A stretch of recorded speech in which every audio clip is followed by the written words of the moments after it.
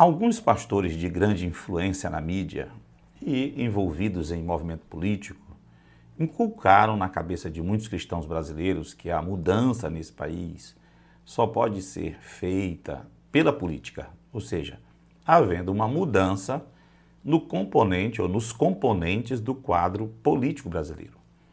Essa foi a razão de muitos pastores decidirem se candidatar a cargos públicos, políticos, e nisso empurraram a igreja deles para esse movimento político partidário. E isso virou, hoje, uma febre. Eles arrastaram a igreja do Senhor para essa bagunça lá fora, depois trouxeram os políticos, ou seja, a bagunça, para dentro da igreja, para pedirem voto no altar.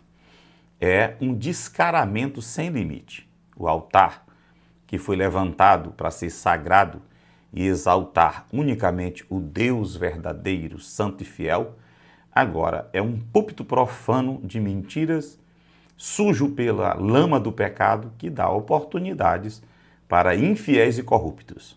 Em outras palavras, esses pastores perderam a fé e perderam também a vergonha. Deixaram de crer no poder do evangelho. Por isso passaram a elaborar um evangelho político, recheado de teologias falsas, que só mudou a igreja e para pior. A verdade que eles pregam não é a verdade em Jesus.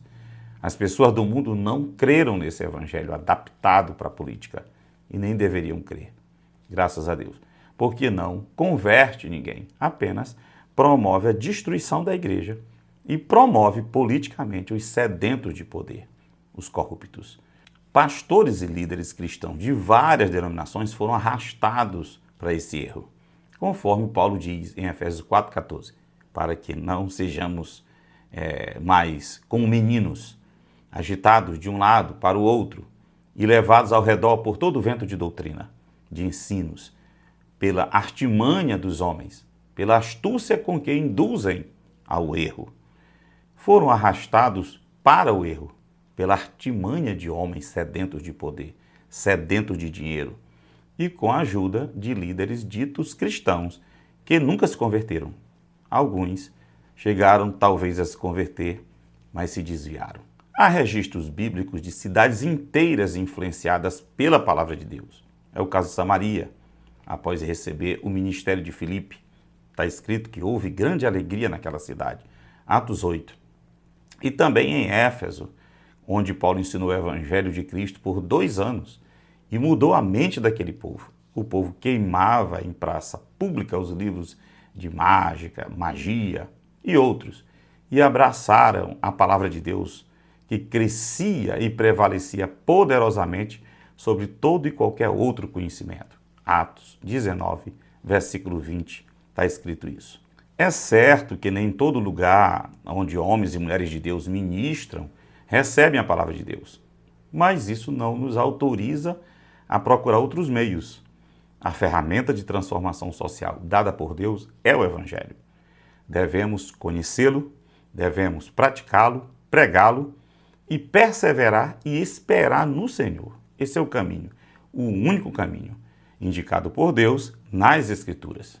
Se forem procurar, nunca irão encontrar uma orientação sequer nas páginas do Novo Testamento, seja de Cristo ou de qualquer outro escritor, ou mesmo qualquer relato da Igreja do Senhor se envolvendo nesse processo político. A Igreja que é de Cristo vota, e quando um membro é chamado para exercer um cargo público ou político, ele o exerce com os princípios bíblicos e glorifica a Deus. Mas a Igreja, como corpo de Cristo, não se desvia, nem para a direita, nem para a esquerda. Jamais se envolve, porque sua missão é transformar o mundo pelo Evangelho somente, não com essas gritarias e esculhambações que nós vemos, que nada tem a ver com a Igreja de Cristo. Não se engane e nem associe a Igreja de Cristo a isso aí que está acontecendo. Se auto-intitulam igreja, deixem para lá. Qualquer um pode dizer isso. O que vai atestar a veracidade, se a igreja é genuinamente de Cristo ou não, é o seu testemunho, se ela anda de acordo com a Bíblia Sagrada ou não. E isso aí que estamos vendo nada tem a ver com a Igreja de Cristo. voltemos para os princípios da Bíblia Sagrada, seu exemplo de vida, seu testemunho, sua visão e propósito, e só assim agradaremos ao Senhor e só assim seremos igreja do Senhor.